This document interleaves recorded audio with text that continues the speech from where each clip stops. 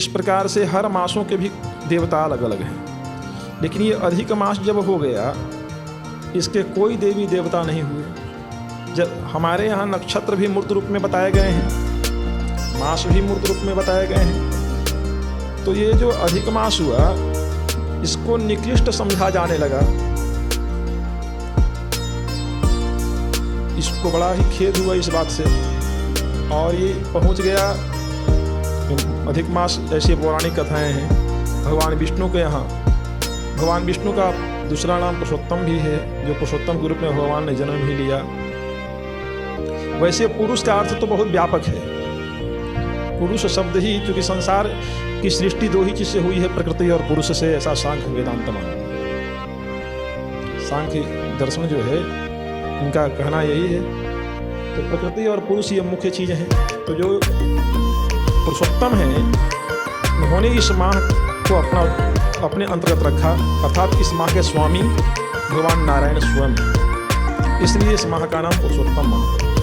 तो मास वैसे तो 9 प्रकार के होते हैं, लेकिन हमारे यहाँ 4 प्रकार के मास प्रमुख हैं, जैसे सौर मास, चांद्र मास, सावन मास, नक्षत्र मास इत्यादि। तो इसी में जो मलमास लगता है, ये एक सौर मास में 12 महीने होते हैं, इसमें 1 महीना अधिक हो जाता है। आखिर ये अधिक महीना क्यों होता है? ठीक वैसे ही है जैसे हमारे यहाँ हर 4 साल पर लीप ईयर आता है और 1 दिन का फरवरी बढ़ जाता है, उसी प्रकार से ये भी 1 माह बढ़ जाता है। इसके पीछे ज्योतिषीय तथ्य है। 18 जुलाई से लगने वाला अधिक मास, इसको मलमास, पुरुषोत्तम मास आदि नामों से जाना जाता है। इसका कारण क्या है? क्योंकि हमारे यहाँ तो हर चीज़ का कुछ न कुछ कारण होता है। कोई भी धर्म हो, उस धर्म में श्रद्धा और विश्वास सबसे पहले जरूरी चीज़ है। श्रद्धा होगी, विश्वास होगा, तो काहे को वहाँ गलत करेगा। वहाँ कहा जाता है कि अन्न क्षेत्रे कृतम पापम पुण्य क्षेत्रे विनश्यति, पुण्य क्षेत्रे कृतम पापम वज्र रूपो भविष्यति। अन्य क्षेत्र में किया गया पाप पुण्य क्षेत्र में जाने से उसका नाश हो जाता है उस पाप का। अब कोई पुण्य क्षेत्र में जाके आप पाप करेगा तो वज्र की तरह हो जाएगा, उसका नाश कैसे होगा? कार्य होना चाहिए, सब वर्जित होता है। ये सारे कार्य इसमें वर्जित नहीं। इसमें मैंने आपको बताया सिर्फ भगवान नारायण से संबंधित कृत्य कर सकते हैं। श्रावण मास है, इसमें आप भगवान जैसे वेद के अनुसार यदि मानते हैं, ऋग्वेद में आया है, यह वही विष्णु सह वै रुद्र, यह स वै पितामह, एक मूर्ति स्त्रीयो देवता विष्णु रुद्र पितामह। भगवान विष्णु हो, भगवान शिव हो, ब्रह्मा जी हो, तीनों एक ही हैं।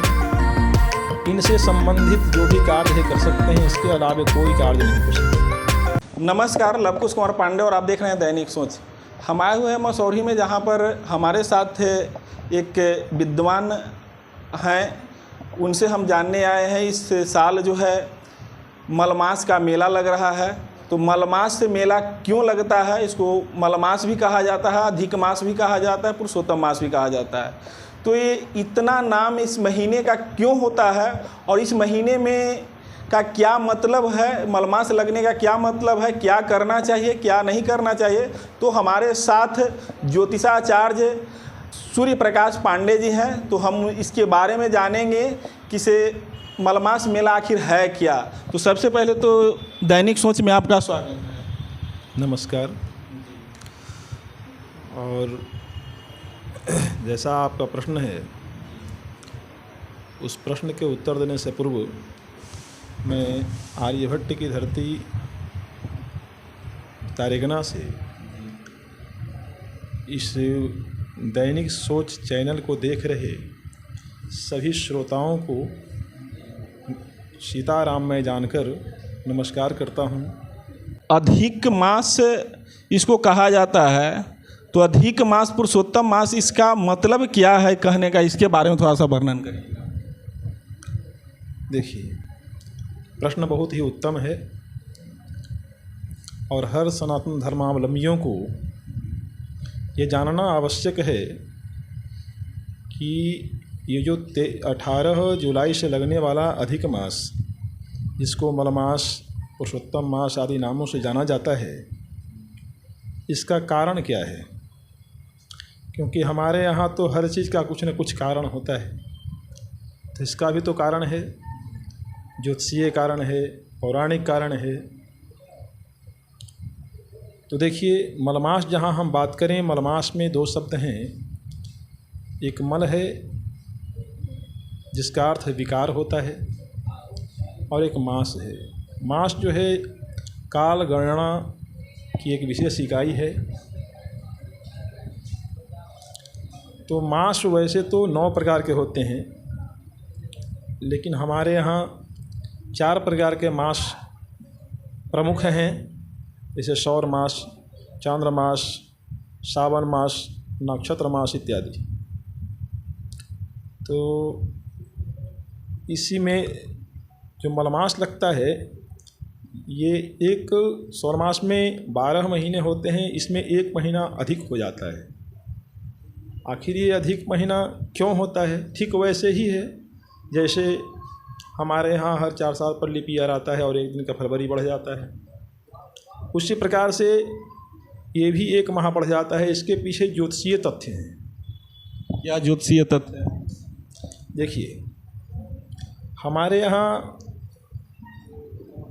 सौर वर्ष में कुल मिलाकर 365 दिन, 15 घटी, 25 पल तथा 57 विपल होते हैं।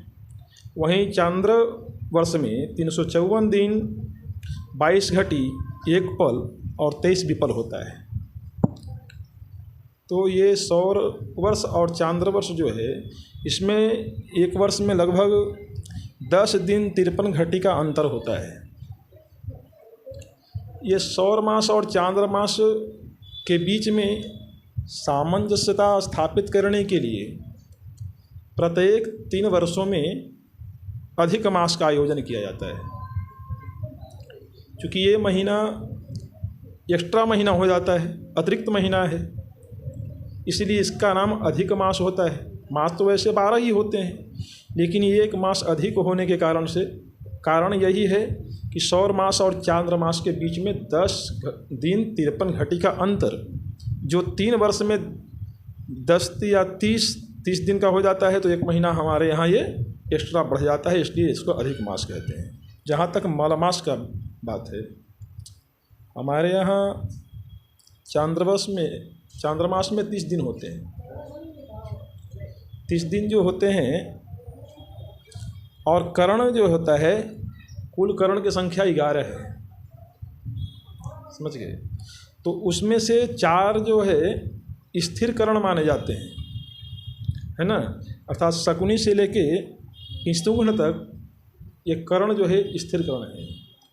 बाकी जो 7 करण हैं, एक मास में 8 बार आते हैं, तो 8 7 56 और ये 4 जो स्थिर करण हो गए, कुल मिलाकर 60 हो जाता है। तात्पर्य ये है, तिथ्यार्धम करणम, 60 में क्यों कहा? इसलिए कि करण कहते हैं, तिथि के आधे भाग को करण कहा जाता है। तो ये जो करण हैं, ये 4 करण शकुनी से लेकर किंस्तुघ्न तक, ये करण सूर्य के मल कहे गए हैं। चूँकि अधिक मास में सूर्य की कोई संक्रांति नहीं होती। ऐसे मलमास 2 प्रकार का होता है, एक अधिक मास होता है, दूसरा क्षय मास होता है। अधिक मास जो होता है चैत्र वैशाख ज्येष्ठ आषाढ़ श्रावण भाद्रपद आश्विन कार्तिक अगहन और फाल्गुन में लगता है। क्षय मास हमेशा पौष में होता है। माघ में कोई भी नहीं होता, ना क्षय मास होता है ना अधिक मास होता है। कार्तिक में ये दोनों हो सकता है, क्षय मास भी हो सकता है और अधिक मास भी हो सकता है। चूँकि अधिक मास में सूर्य की कोई संक्रांति नहीं होती और क्षय मास में सूर्य की 2-2 संक्रांति होती है, इसलिए उसका नाम क्षय मास पड़ा। तो सूर्य के मल कहे जाने वाले ये जो 4 करण हैं, इन करणों के ऊपर से जब सूर्य गोचर करता है, समझ गए, इसलिए उसको मलमास कहते हैं। अधिक मास की परिभाषा भी आपने समझ ही लिया होगा। पुरुषोत्तम मास क्यों कहा जाता है? देखिए, हमारे यहाँ प्रत्येक वस्तु के कोई ना कोई स्वामी होते हैं। कुछ भी है तो उसके कोई ना कोई स्वामी हैं, चाहे वो तिथि हो, वार हो, नक्षत्र हो, दिन हो, मास हो। इस प्रकार से हर मासों के भी देवता अलग अलग हैं। लेकिन ये अधिक मास जब हो गया, इसके कोई देवी देवता नहीं हुए। जब हमारे यहाँ नक्षत्र भी मूर्त रूप में बताए गए हैं, मास भी मूर्त रूप में बताए गए हैं, तो ये जो अधिक मास हुआ इसको निकृष्ट समझा जाने लगा। बड़ा ही खेद हुआ इस बात से, और ये पहुंच गया। अधिक मास ऐसी पौराणिक कथाएं हैं भगवान विष्णु के यहाँ। भगवान विष्णु का दूसरा नाम पुरुषोत्तम भी है, जो पुरुषोत्तम के रूप में भगवान ने जन्म भी लिया। वैसे पुरुष का अर्थ तो बहुत व्यापक है। पुरुष शब्द ही, चूँकि संसार की सृष्टि दो ही चीज़ से हुई है, प्रकृति और पुरुष से, ऐसा सांख्य वेदांत मानते हैं। सांख्य दर्शन जो है इनका कहना यही है। तो प्रकृति और पुरुष ये मुख्य चीज़ें हैं। तो जो पुरुषोत्तम हैं उन्होंने इस माह को अपने अंतर्गत रखा, अर्थात इस माह के स्वामी भगवान नारायण स्वयं हैं, इसलिए इस माह का नाम पुरुषोत्तम माह पड़ा। इस मास में कौन कौन से काम करना चाहिए और कौन कौन से काम नहीं करना चाहिए? देखिए, अभी मैंने बताया कि हमारे यहाँ 4 प्रकार के माह कहे गए हैं: सौर, चांद्र, सावन और नक्षत्र मास। तो सौर मास में चूँकि सूर्य की संक्रांति नहीं होती, इसलिए जितने भी मांगलिक कार्य हैं वो इसमें नहीं होते। जैसे विवाह, यज्ञोपवीत, गृह प्रवेश, है ना, गृह प्रवेश, या जो भी खरीद बिक्री करने वाला जो सामग्री, मैंने जो भी शुभ कार्य है वो इसमें वर्जित है। गाड़ी घोड़ा भी लेना वर्जित? हाँ, वर्जित। सब नहीं खरीदना चाहिए? नहीं खरीदना चाहिए। अगर कोई गलती से खरीद लेता है तो क्या दिक्कत होगी? तो थोड़े उसको, अब यदि हमारे यहाँ तो भूलवश यदि कुछ किया जाता है तो क्षमा भी हो जाती है। लेकिन एक बात है कि उसका गलत चीज़ का परिणाम तो गलत होगा। अरे आग पर चाहे जानबूझ के हाथ रखें या फिर जानबूझ के ना रखें, आग का अपना काम है, वो अपना काम करेगा। उसका काम जलाना हो जलाएगा, वो तो अपना काम करेगा। इसलिए हमारे यहाँ मुहूर्त की बहुत विशेषता है, और हर एक कार्य हमारे सनातन धर्म में खास करके मुहूर्त प्रतिपादन होने के बाद ही संपन्न करना चाहिए। मुहूर्त में किया गया कार्य श्रेष्ठ माना गया है, ऐसा ज्योतिष शास्त्र में विदित है, और हमारे यहाँ परंपरा भी यही है। अब इस महीने में जो बच्चे जन्म लेते हैं उसका प्रभाव उस पर क्या होता है, उसके बारे में थोड़ा बताएं। देखिए, आपका ये जो प्रश्न है इसके पूर्व मैंने बता दिया कि बच्चों के ऊपर प्रभाव सिर्फ माह से नहीं होता। बच्चों के ऊपर ज्योतिष शास्त्र में, जैसा सूर्यादि नवग्रहाणाम बोधकम शास्त्रम ज्योतिषम शास्त्रम ऐसा कहा गया है, तो सभी ग्रहों का एक बार विचार कर लेना चाहिए। जहाँ तक हम आपको पहले बताया कि सूर्य की चूँकि इसमें कोई संक्रांति नहीं होती अधिक मास में, ठीक है। यदि इसमें बच्चा जन्म लेता है तो भगवान नारायण की कृपा होती है उस पर, सात्विक प्रधान होता है।